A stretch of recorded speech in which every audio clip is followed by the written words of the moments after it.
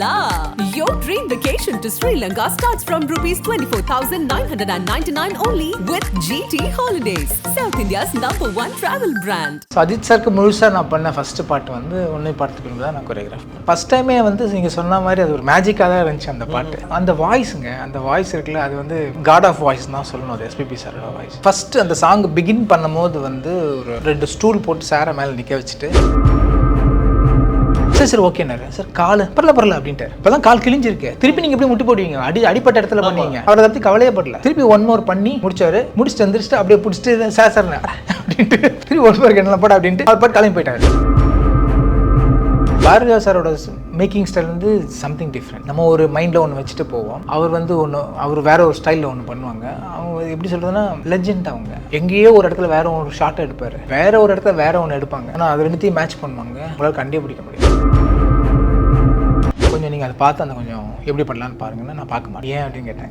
Large mass very big choreographer, அவங்களுக்குன்னு ஒரு style இருக்கும், அவங்க எடுத்துருப்பாங்க. அதை நான் பார்த்தேன்னு வச்சுக்கங்களேன், என் மைண்டு திருப்பி அதுக்குள்ளேயே போகும்.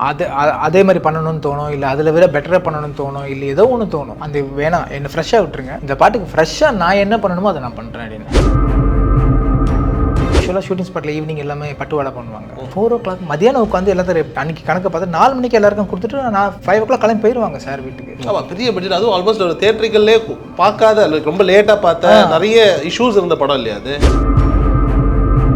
நான்லாம் வந்து ஒரு 2 நாள் வீட்டில் அழுதுகிட்டே தான் இருந்தேன். நான் கோவிட் டைம் வேறு இல்லை, வெளியும் போக முடியாது. நான் அழுதுகிட்டே தான் இருந்தேன் 2 நாள். ஒரு பாயிண்டில் வந்து நமக்கு வந்து வெரி ஸ்பிரிச்சுவல். ஒரு பாயிண்டில் வந்து நமக்கு வந்து கடவுள் மேலே கோவமே வந்துருச்சு.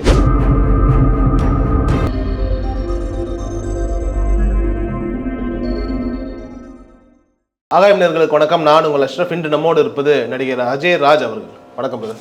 வணக்கம். உங்களை வந்துட்டு நடிகர் அப்படின்னு சொல்கிறத விட உங்களுடைய ஒரு லிஸ்ட்டை பார்த்தோம், உங்களோட ஒர்க் அப்படின்றதெல்லாம் பார்த்தோம் அப்படின்னா ஒரு கொரியோகிராஃபராக கிட்டத்தட்ட ஒரு 46 படங்களுக்கு மேலே ஒர்க் பண்ணியிருக்கீங்க இல்லையா? ஸோ எப்படி வந்துட்டு ஃபஸ்ட்டு உங்களோட கெரியர் கொரியோகிராஃபராக ஸ்டார்ட் ஆச்சு? ஆக்சுவலி 100 படம் வேலை பார்த்துருக்கேன். 100? ஆமாம், அது விக்கிபீடியாவில் வந்து லிஸ்ட்டில் வந்து 46க்கு மேலே தான் இருக்குது. அதெல்லாம் மலையாளம் இதெல்லாம் ஒர்க் பண்ணியிருக்கேன். நிறைய படங்கள் இருக்குது. என்னோட முதல் படம் வந்து எப்படி ஸ்டார்ட் பண்ணேன்னு கேட்குறீங்க? ஆமாம், எப்படி அந்த கொரியோகிராஃபர் அப்படிங்கிற ஒரு விஷயத்துக்குள்ள வந்து பெரும்பாலும் எனக்கு கொரியோகிராஃபர்ஸ் மேலே ஒரு சின்ன ஒரு ஈர்ப்பு எப்படின்னா, இப்போ லாரன்ஸ் மாஸ்டர் கூட கொரியோகிராஃபராக உள்ள வராங்க, ஒரு பாட்டுக்கு டான்ஸ் ஆடுறாங்க, அப்படியே ஆக்டர் ஆகுறாங்க, அப்படியே வேற பரிமாணங்களில் மாறிக்கிட்டே போகிறாங்க இல்லையா? ஸோ நீங்களும் ஆல்மோஸ்ட் வந்துட்டு உங்களோட ஹிஸ்டரியை பார்த்தாலும் ஒரு கொரியோகிராஃபராக இருக்கீங்க, அதுக்கப்புறம் ஆக்டராக மாறுறீங்கன்ற ஒரு தருணம் இருக்குல்ல. எப்படி ஆரம்பிக்குது, எப்படி அந்த கெரியர்னுடைய ஆரம்ப புள்ளி எங்கே ஆரம்பிக்குது, எப்படி டிரான்சிஷன்? ஆரம்ப புள்ளி அப்படின்னா வந்து இப்போ ஸ்கூல் டைம்லேருந்து வந்து டான்ஸ் பண்ணுறது அப்படியே அது ஸ்டார்ட் ஆச்சு. அப்புறம் அதே ப்ரொஃபஷனாக எடுத்துக்கணும் அப்படின்னு சொல்லி ஒரு டிசைட் பண்ணி உள்ளே வர்றது தான்.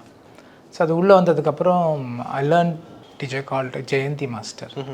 அவங்ககிட்ட தான் நான் டான்ஸ் படித்தேன், ஃபிலிம் டான்ஸ் படிச்சுட்டு அதுக்கப்புறமா I work with Brinda master, Kala master, Raghu master, இவங்ககிட்டலாம் ஒர்க் பண்ணியிருக்கேன். அப்புறம் தருண் மாஸ்டர் கிட்டலாம் குரூப் டான்ஸ்லாம் பண்ணியிருக்கேன் நான். ஸோ அப்படியே வந்து அவங்ககிட்ட அசிஸ்டண்ட்டாக ஒர்க் பண்ணி அதுதான் ஒரு ப்ரொஃபஷனுக்குள்ளே வந்தாச்சு. அதுக்கு உள்ளே வந்துட்டு அதுக்கு அடுத்து என்ன பண்ணணும் அப்படின்ற ஒரு ஆர்வம் எல்லாருக்குமே இருக்கும் இல்லையா? எல்லாருமே ட்ரை பண்ணுறது. ஸோ டான்ஸராக கொஞ்ச நாள் தான் இருந்தேன். அதுக்கப்புறமா அசிஸ்டண்ட் ஆகணும்னு ஆசைப்பட்டு ஸோ அதுக்கான முயற்சி பண்ணி அதை அடைஞ்சேன். ஸோ அதுக்கப்புறம் அசிஸ்டண்ட்டாக நிறைய படம் ஒர்க் பண்ணதுக்கப்புறம் கொரியோகிராஃபர் ஆகணுன்றது வந்துச்சு. நான் ஃபஸ்ட்டு கொரியோகிராஃப் பண்ணது வந்து பாப் ஷாலினின்னு சொல்லிட்டு was 17 years old. So first choreograph நான் பண்ணதே வந்து 17 வயசில். So almost 16-17. ஸோ பாப் ஷாலினிக்கு வந்து வி சேனலில் வந்து அப்போ வந்து இங்கிலீஷ் மியூசிக்ஸ் மட்டும்தான் இருந்த டைம் அது. அப்போ ஃபஸ்ட்டு தமிழ் மியூசிக்கை வந்து மேக்னா சவுண்டுன்னு நினைக்கிறேன் அந்த லேபிள் பேர். அவங்க தான் வந்து ஃபஸ்ட்டு தமிழ் சாங்கை வந்து இன்டர்நேஷ்னல் லெவலில் கொண்டு போகணுன்றதுக்காக first pop song which telecasted in V channel is my choreography. So அது என்னோட ஃபஸ்ட்டு கொரியோகிராஃபர். அப்போ ஒரு யங்கஸ்ட் கொரியோகிராஃபர்னு கூட உங்களை சொல்லலாமா? ஒரு 16 ஆல்மோஸ்ட் 16-17. ஏன்னா அதுக்கு முன்னாடி அந்த மாதிரி யாருமே இல்லைன்னு இல்லை. ஆமாம், இல்லை. ஸோ அந்த டைமில் பண்ணேன் நான். அதுக்கப்புறமா வந்து மூவிலன்னு பார்த்தீங்கன்னா காதல் மன்னன் படம் தான் எனக்கு ஃபஸ்ட்டு படம், அஜித் சாரோட படம். பிகாஸ் நான் பிருந்தா மாஸ்டர் அசிஸ்டண்ட்டாக இருந்ததுனால பிருந்தா மாஸ்டர் வந்து பாலச்சந்தர் சார் கிட்ட நிறைய ஒர்க் பண்ணியிருக்காங்க. ஸோ அப்போ வந்து சரண் சார் வந்து அசிஸ்டன்ட் பாலச்சந்தர் சார். ஸோ அந்த கனெக்ஷன். ஸோ அந்த டைமில் வந்து காதல் மன்னன் படம் வந்து பிருந்தா மாஸ்டர் தான் கொரியோகிராஃப் பண்ண வேண்டியது. அவங்களுக்கு வேறு படங்கள் இருந்த காரணத்தினால பண்ண முடியாமல் போயிடுச்சு. ஸோ அப்போ வந்து நெக்ஸ்ட்டு யார் போகலாம் அப்படின்னு யோசிச்சுட்டு இருக்கும்போது one of my good friend mister ராம்ஜின்னு சொல்லிட்டு டான்சர் ஆக்டர் அவர் இந்த வெள்ளரிக்கா பிஞ்சு ஆண்டாள்லாம் வருவார். ஸோ அவரும் பாலச்சந்தர் சாரோட டெலி சீரீஸ்லாம் நிறைய சேம் டீம் தான், எல்லாமே ஒரே டீம் தான். நாங்களாம் ஒரே அந்த ஸ்கூல் பாலச்சந்தர் சார் ஸ்கூல் தான் எல்லாருமே. ஸோ அங்கேருந்து அவர் தான் வந்து சஜஸ்ட் பண்ணது என்ன சரண் சார் கிட்ட, இந்த மாதிரி நம்ம வந்து என்னோட ரியல் நேம் வந்து நாகா, ஸோ வந்து நாகா வச்சு பண்ணிக்கலாமே அப்படின்னு சொல்லும்போது ஆமாம் இல்லை பிருந்தா கிட்ட அசிஸ்டன்ட் தான், சரி அப்போ பேசாமல் நாகா வச்சே போயிடலாம் அப்படின்னு தான் அவங்க வந்து பிளான் பண்ணாங்க. பிளான் பண்ணிவிட்டு அந்த ஃபஸ்ட்டு படம் வந்து எனக்கு இந்த மாரிமுத்துன்னு ஒரு சாங், அது வந்து ராம்ஜி பர்ஃபார்ம் பண்ணியிருப்பாங்க அந்த பாட்டில். ஸோ அதுதான் ஃபஸ்ட்டு படம். அஜித் சார் வந்து அதில் டான்ஸ் பெருசாக ஆடி இருக்க மாட்டாங்க, பிகாஸ் அவங்க சாங்கோட பிகினிங் வந்துட்டு போயிடுவாங்க, அதுக்கப்புறம் இவர் வச்சு தான் ட்ராவல் பண்ணுற மாதிரி இருக்கும். ஒரு கானா சாங்கு அது வந்து நம்ம மவுண்ட் ரோட்டில் அந்த கொக்கோ கோலா கம்பெனின்னு சொல்லுவாங்க. ஸோ அந்த ஸ்பாட்டு இந்த அண்ணாமலைலாம் எடுத்தாங்க இல்லைங்களா, ஸோ அந்த ஸ்பாட் அது. அது கேம்பகோலா ஐடிசியா இருக்குல்ல, ஐடிசியா மாறிடுச்சு இப்போ. ஸோ அந்த இடம் தான் அந்த ஸ்பாட்டு. ஸோ அங்கே தான் ஷூட்டிங் பண்ணோம். அது ஃபஸ்ட்டு டே ஷூட் பண்ணிகிட்ருக்கோம். ஷூட் பண்ண உடனே ஒரு சீக்வன்ஸ் ஒன்று, ஒரு கண்டினியூஸாக டான்ஸ் வரும்போது ஒரு பிஜிஎம் சீக்வன்ஸ் ஒன்று, அது கொரியோகிராஃப் பண்ணி முடித்து டான்ஸஸோடு பண்ணி முடித்து காட்டணும் இல்லையா ஆர்டிஸ்ட்டுக்கு. அது பண்ண உடனே ஆல்மோஸ்ட் எல்லாருமே செட்டில் வந்து கிளாப் பண்ணாங்க. யூஸ்வல் ரொம்ப ரேர், எப்பவுமே யூஸ்வலாக செட்டில் கிளாப் பண்ண, பிகாஸ் அவங்க டெய்லி வந்து ஒரு இது பார்த்துக்கிட்டே இருக்காங்களா சினிமா விஷயங்கள்லாம். எல்லோரும் கிளாப் பண்ணாங்க. உடனே வந்து டேரக்டர் வந்து அப்ரிஷியேட் பண்ண, ரொம்ப நல்லா வந்திருக்குது அந்த ஷாட்டு அப்படின்னு சொல்லிட்டு. அதுக்கப்புறமா அஜித் சார் கிளம்பும்போது என்ன சொன்னார்னா, நம்ம பேசாமல் எல்லா பாட்டும் இந்த பையனுக்கே கொடுத்துடலாம். ஸோ யங் ரைட், ஸோ அதனால் வந்து இந்த பையனுக்கே கொடுத்துடலாம் அப்படின்ட்டு போயிட்டார் அஜித் சார்.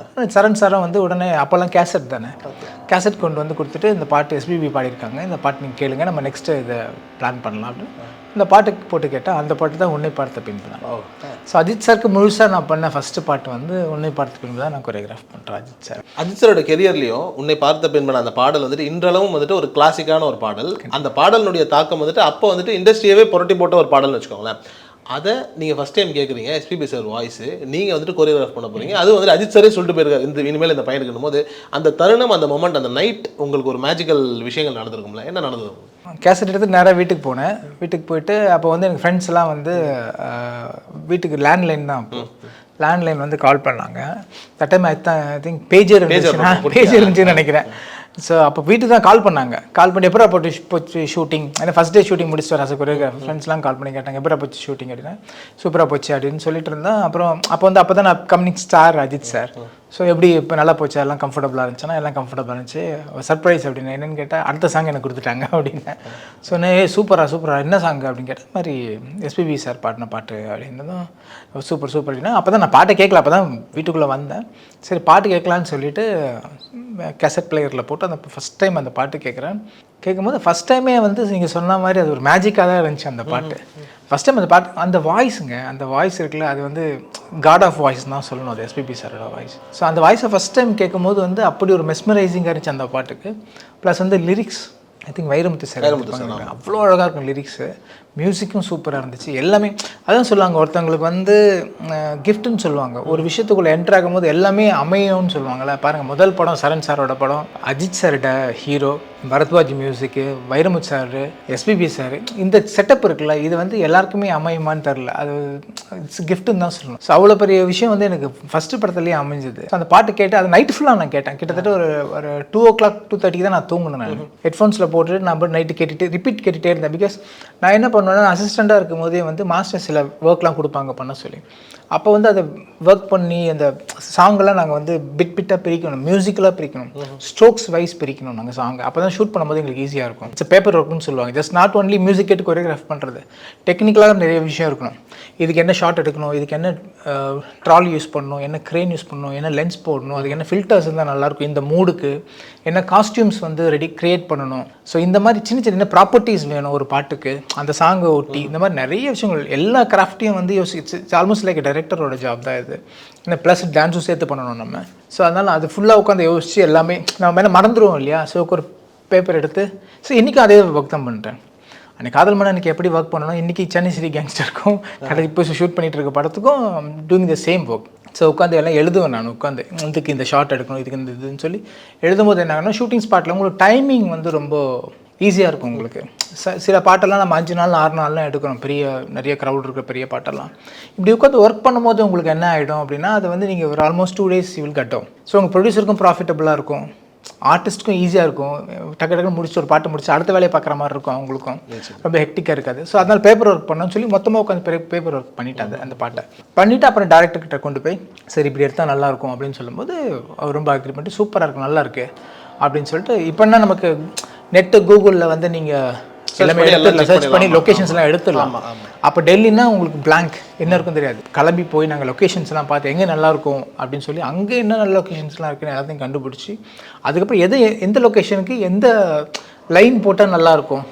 அதில் ஒரு லைன் ஒன்று இருக்கும், ஒரு ரயில்வே ட்ராக் இருக்கும். நீ அங்கே இருந்தால் நான் இருந்தாலும் 2 பேரும் ஒன்று சேருவோன்ற மாதிரி ஒரு லைன் இருக்கும். அப்போ அது ட்ராக் கை காமிச்சு தான் பாடுவார். ஸோ மீனிங்ஃபுல்லாக இருக்கணும் உங்களுக்கு. அப்போ இப்போ எடுக்கிறாங்க, இப்போ நாங்களே எதுவும் யோசிக்கிறது இல்லை பெருசாக.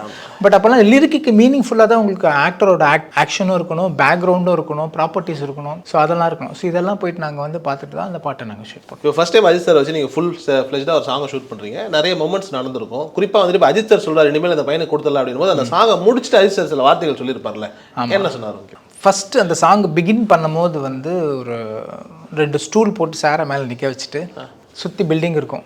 ஏன்னா அப்போ தான் வந்து அந்த ஹைரைஸ் பில்டிங் அப்பார்ட்மெண்ட் வந்து யூபியில் இருக்குது. அங்கேருந்து UP we travelled, it's nearby only. நம்ம இங்கேருந்து தாம்பரம் போகிற மாதிரி. ஸோ யூபி போனால் அங்கே தான் அந்த ஹைரைஸ் பில்டிங்ஸ்லாம் இருக்குது. ஸோ அந்த பில்டிங் ஃபஸ்ட் டைம் அது கொஞ்சம் நம்ம சினிமா கொண்டு வரணுன்றதுக்காக நிறைய சிங்கப்பூரில் தான் அந்த மாதிரி அப்பார்ட்மெண்ட்ஸ்லாம் இருக்குது. ஸோ அதுக்குள்ளே கொண்டு வரணும்னு சொல்லி அந்த பேக்ரவுண்டுக்காக அங்கே போயிட்டு ஸோ அது நீங்கள் எடுக்கணும்னா you have to go for low angle தான் போகணும். ஸோ சாரை வந்து ஸ்டூல் மேலே ஏற்றி நிற்க வச்சுட்டு ஃபஸ்ட்டு எடுத்த உடனே உன்னை பார்த்த பின்பு நானாக இல்லையே அப்படின்னு சொல்லி கையெல்லாம் அப்படி ஓப்பன் பண்ண உடனே ஒரு ஆக்ஷன் பண்ணி காமிக்கிறேன். சார் கீழேருந்து பார்த்தாங்க அப்படின்னு கூப்பிட்டாரு.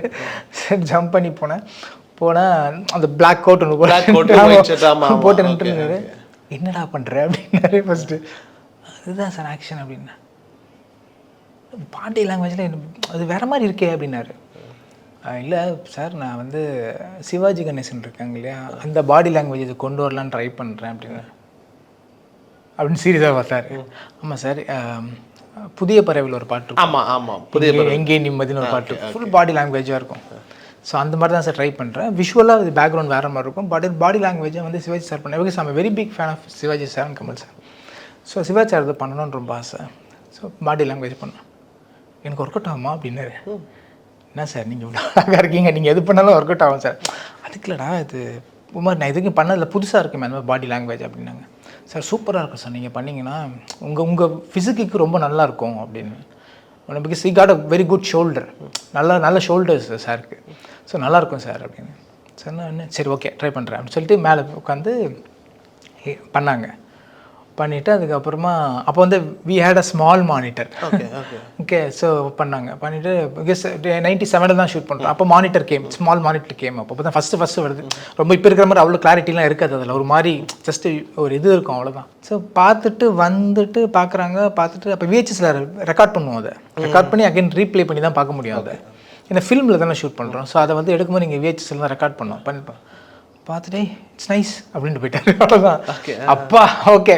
ஏன்னா ஒரு விஷயம் ஒரு இதை பிடிச்சிட்டோம் அப்படின்னா வந்து அதை வச்சு ட்ராவல் பண்ணுறது உங்களுக்கு ஈஸியாக இருக்கும். ஸோ அப்படின்னு அதுக்கப்புறம் பார்த்தீங்கன்னா திருப்பி ஒரு ரவுண்ட் ட்ராலி போட்டு நின்று வந்து பயங்கர எமோஷ்னலாக பாடுறது, இதெல்லாம் பாடுறது, அந்த சேரில் விழுந்து பாடுறது, இந்த மாதிரிலாம் ஃபுல்லாக கீழே உட்காந்து பாடுறது, இந்த மாதிரியான ஆங்கிள்ஸ் எல்லாமே விட்ரைட் பண்ணிகிட்டே போயிட்டே இருக்குது. ஒரு இடத்துல வந்து ஒரு கேலரி மாதிரி ஒரு சீக்வன்ஸ் இருக்கும். அந்த இடத்துல வந்து சார் வந்து ஒரு எவ்வளோ என்று நெடுநாள் இருந்தேன் அந்த ஏரியா வரும். அது ஃபுல் லென்த்தாக கொரியோகிராஃப் பண்ணி அது எப்படி இருக்குன்னா பயங்கர எமோஷனலாக கீழே விழுந்து முட்டி போட்டு கத்தி கீழே விழுந்து இதெல்லாம் இருக்கும். ஒரு சமர்சால்ட் அடிப்பார். ஆமாம் கரெக்ட் ரைட். அந்த மாதிரிலாம் ஃபுல் எமோஷனாக இருக்கும். எல்லாம் முடித்த உடனே ரிஹர்சல் பண்ணி காமிச்சிட்டு டயர்டாகி அப்படி இருந்துச்சு இப்படி பார்க்குறேன் சாரை அப்படின்ட்டு வரேன் அப்படின்னு சொல்லிட்டு இறங்கி வந்தார். கேலரியில் இறங்கி வந்து சொல்கிறேன் அப்படின்னாரு. இதுதான் சார் ஓகேன்னு சொல்லி எல்லாம் பண்ணி முடிச்சுட்டு டேக் போகலாம் அப்படின்ட்டாரு. டேக் ஒன்று தான் டாப் டிப் எல்லாம் ஒன்றா பண்ணி முடிச்சுட்டு அப்படியே எந்திரிச்சு அப்படின்னாரு. என்னன்னு பார்த்தா கீழே ஒரு கல் இருந்திருக்கு, அது அப்படியே கிழிச்சிச்சு சார் காலை. அப்புறம் பேண்ட்டை சார் இழுத்து பார்த்தா அப்படி பிளட்டு கொஞ்சம் ப்ளீட் ஆச்சு. அந்த டைம்லாம் டக்குன்னு என்ன பண்ணுவோம்னா நாங்கள் ஒரு கம்மு இருக்கும், இந்த பேடுக்கெலாம் ஒட்டுற கம்மு, அது கொஞ்சம் ஸ்பிரிட்டோடு இருக்கும் அந்த கம்மு. அதை எடுத்து சாருக்கு ஒட்டிட்டு அவ்வளோதான் ஒட்டிட்டு போட்ட உடனே ஓகே வாடான்னாரு. ஓகே சார் அப்படின்னு. என்ன அப்படின்னாரு. இல்லை director is asking one more அப்படின்னா. நான் நல்லா தானே இருந்துச்சு அப்படின்னாரு. சார் சூப்பராக இருந்துச்சு, he wants to cut one more வருஷம். அப்போ சொன்னார், சிங்கிளாக வச்சுக்கடா, இவ்வளோ லென்த்தாக ஆடி இருக்கா, சிங்கிள் ஷாட்டாக வச்சுக்கோ நல்லாயிருக்கும் அப்படின்னாரு. எனக்கு okay sir, but director once one more இன்னும் கொஞ்சம் ஹைட்டில் இருந்தால் இன்னும் கொஞ்சம் பெட்டர் விஷுவலாக இருக்குன்னு ஃபீல் பண்ணுறாங்க. சரி ஓகேனாரு. சார் கால் பரல அப்படின்ட்டார். இப்போ தான் கால் கிழிஞ்சிருக்கு, திருப்பி நீங்கள் எப்படி முட்டி போடுவீங்க, அடிப்பட்ட இடத்துல பண்ணுவீங்க.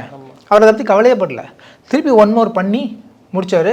முடிச்சுட்டு வந்துருச்சுட்டு அப்படியே பிடிச்சிட்டு சார்ண்ணே பட அப்படின்ட்டு திருப்பி 1 more என்ன பட அப்படின்ட்டு அவர் பாட்டு கிளம்பி போயிட்டார். ஸோ அதுக்கப்புறமா வந்து அந்த சாங்கை எடிட் பண்ணி பார்க்குறோம். அவ்வளோ ஒரு சூப்பராக அந்த பாட்டு வந்துச்சு. ஸோ இப்படி ஒரு ஒர்க் பண்ணி முடிச்சிருக்கீங்க இல்லையா? முடிச்சுட்டு ஆல்மோஸ்ட் அமர்கலமும் நீங்கள் தான் பண்ணுறீங்கல்ல, அஜித் சாரோட 25th நீங்கள் தான் பண்ணுறீங்க. ஸோ அந்த படத்தினுடைய அந்த ஷிஃப்ட்னு ஒன்று இருக்கும் இல்லையா? ஆக்சுவலி வந்துட்டு காதல் மன்னன் டு அமர்கலமே ஒரு ஸ்டார் ஆயிட்டாரு. காதல்கலம் வந்துட்டு ஒரு ரைசிங்கான ஒரு பாயிண்ட். பட் இது வந்துட்டு ஆல்மோஸ்ட் ஒரு ஸ்டார், ஒரு செலிபிரேட்டட் ஆக்டராக இருக்காரு, ஒரு சூப்பர் ஸ்டார் ரேஞ்சுக்கு அவரை பேசிக்கிட்டு இருக்காங்க. அமர்கலம் வந்து பிகம் எப்படின்னு ஆக்ஷன் ஹீரோ ஆயிட்டார். அது வரைக்கும் லவர் பாயாக இருந்த சார் வந்து அஜித் சார் வந்து 100% ஆக்ஷன் ஹீரோவாக எப்படி விஜய் சாருக்கு திருமலை படம் அமைச்சதோ அந்த மாதிரி வந்து அஜித் சாருக்கு வந்து அமர்கலம் தான் வந்து ஆக்ஷன் ஹீரோவாக மாறின படம் அது. ஸோ அந்த படத்தில் ஒர்க் பண்ணும்போது சாருக்காக ஏதாவது சில விஷயங்கள் மாற்றினீங்களா, இல்லை அந்த காதல் மன்னனுடைய அதே அஜித் தான் உங்களுக்கு தெரிஞ்சாலும், இல்லை ஏதாவது சின்ன சின்ன மாற்றங்கள், இந்த ஒரு ஸ்டார்டம் வந்த அந்த ஒரு நிலை? இல்லை, இப்போ என்னென்னா வந்து என்கிட்ட ஒரு சின்ன ஒரு நல்ல பிரச்சனை ஒன்று இருக்குது. என்ன அப்படின்னா நல்ல பிரச்சனை ஒரு நல்ல பிரச்சனை இருக்குது. எனக்கு அது நல்லதாக தெரியும், மற்றவங்க பிரச்சனையாக தெரியும். என்னென்னா வந்து நம்ம டைரக்டர்ஸ் கொரியோகிராஃப் எப்படி ஆகுது அப்படின்னா வந்து நான் மசாலா கொரியோகிராஃபர் கிடையாது, ஐம் டைரக்டர்ஸ் கொரியோகிராஃபர். ஏன்னா நான் வளரும் போதே வந்து என் வீடு வந்து வீனஸ் காலனியில் இருந்துச்சு.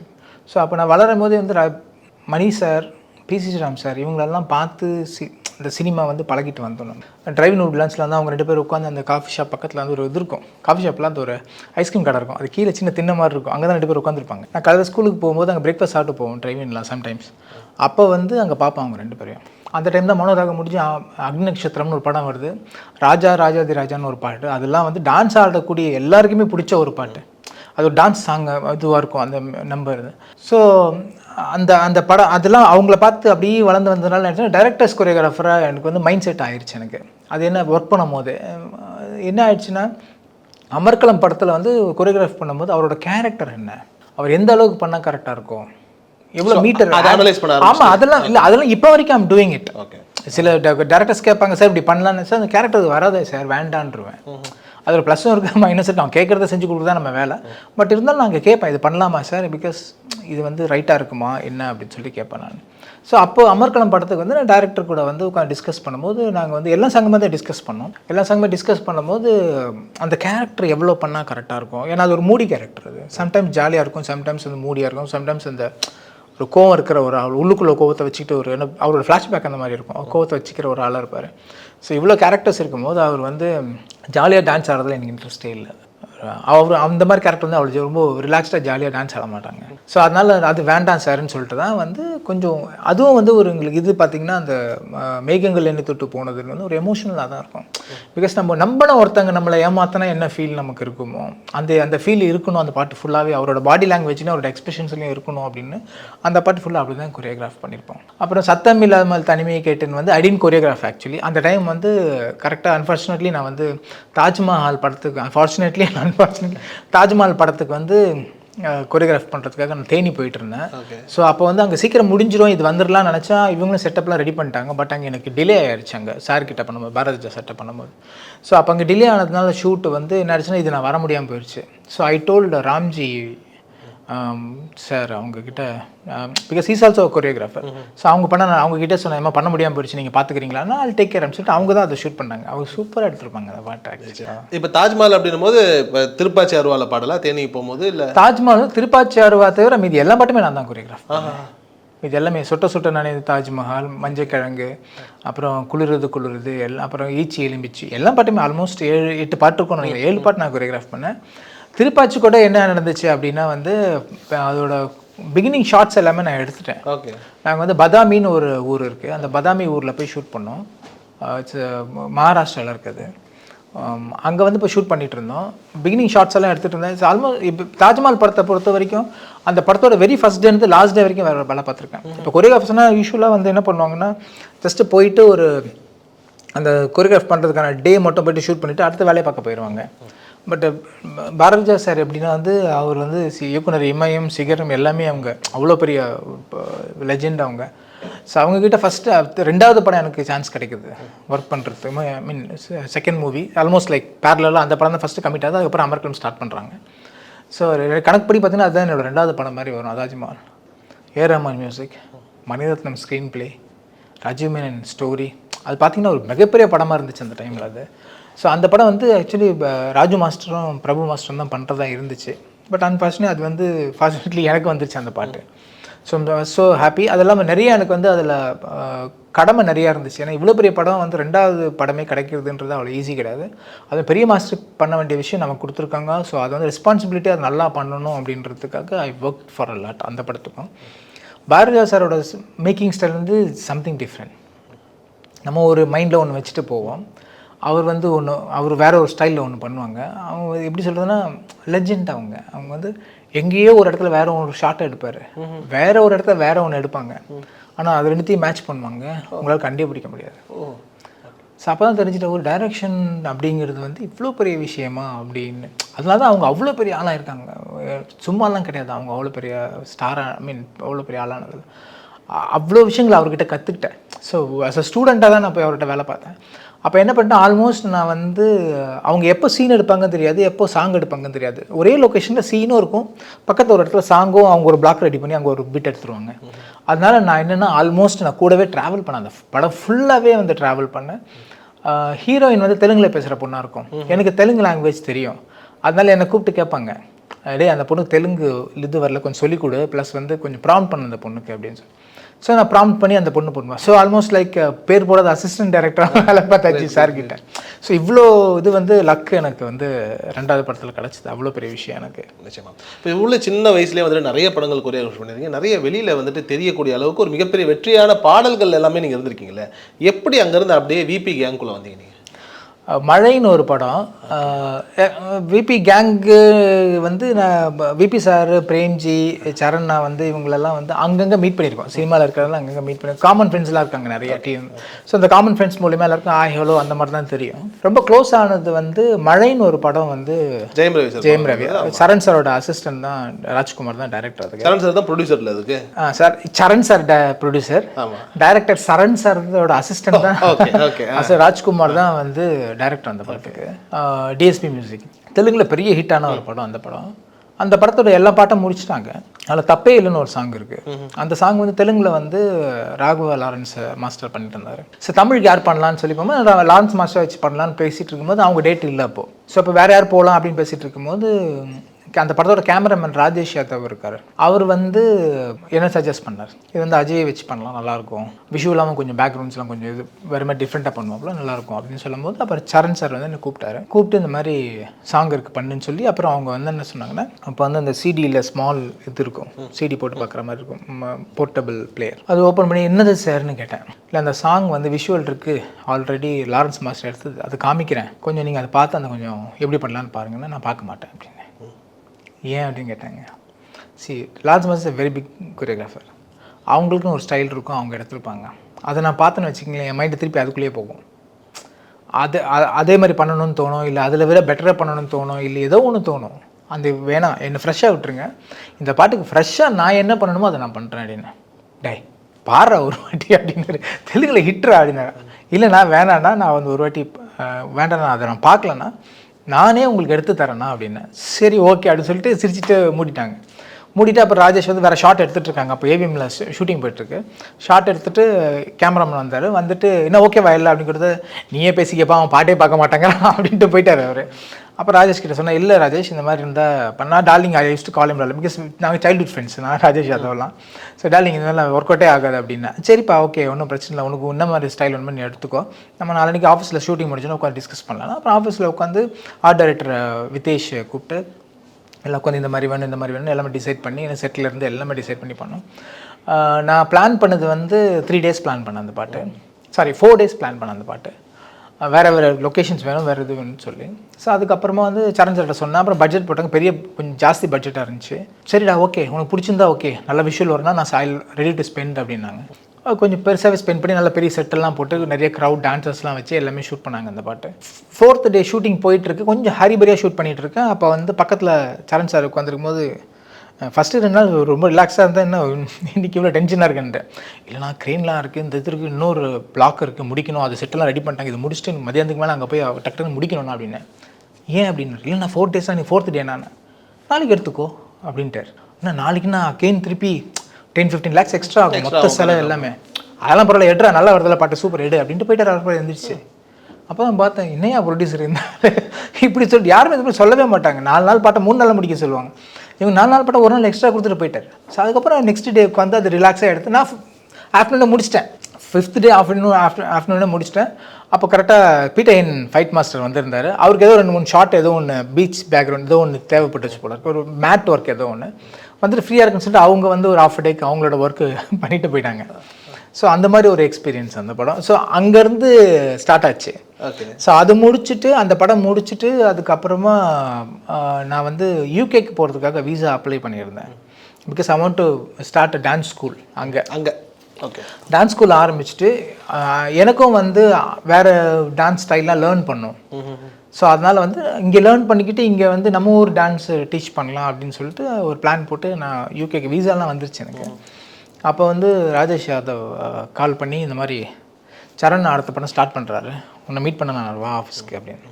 சரி கொரியோகிராஃபி தான் கூப்பிட்றாங்க போலன்னு சொல்லிட்டு எப்படியும் நமக்கு 2 மாதம் டைம் இருக்குது, ஊருக்கு போகிறது வீசாலாம் வந்துருச்சு, சரி போகலான்னு சொல்லிட்டு அதுக்குள்ளே வேறு ஒர்க் இருந்தால் முடிச்சுட்டு போகலான்னு சொல்லி நான் போய்ட்டு ஆஃபீஸ் போனால் இன்னும் எப்படி இருக்க ஜென்ரலாக பேசிவிட்டு சரி ஓகே அப்படின்னு சொல்லிட்டு பண்ணுவோம் அப்படின்னு சொல்லி நான் கிளம்பிட்டேன். நான் அங்கேருந்து வீட்டுக்கு கூட போகல, 2 ஸ்ட்ரீட் தாண்டி போகிறேன் டி நகரில். உடனே கால் பண்ணி உன்னை திருப்பி ஆஃபீஸ்க்கு வர சொல்கிறாருன்னு சொல்லிட்டு ராஜேஷ் யாதவ் சொன்னார். சரி திருப்பி யூட்டர்ன் போட்டு வந்தேன், வேறு எதாவது கூப்பிட்றாங்க போல இருக்கும். போனால் பிரபு வெங்கட் பிரபு, நான் காலிங் பிரபு. ஓகே, ஸோ பிரபு வந்து உள்ளே தான் இருக்கான், நீ போய் மீட் பண்ணேன்னு. சரி ஓகேன்னு சொல்லிட்டு ஹாய் சார் ஹாய்ஸ்ன்னு சொல்லிட்டு எல்லாம் வந்தாச்சு. படம் பண்ணுறாங்க, அடுத்து பிரபு தான் டைரக்ட் பண்ணுறாரு. அது மாதிரி வந்து அதில் ஒரு லீட் கேரக்டர் நடிக்கிறியா, யார் ஹீரோன்னா 10 ஹீரோ அப்படின்னாரு. 10 ஹீரோ ஏன் புதுசாக இருக்கும், 10 ஹீரோவானு இல்லாமல் 10 பேர் ஹீரோ, அதில் ஒன் ஆஃப் த கேரக்டராக வரும்.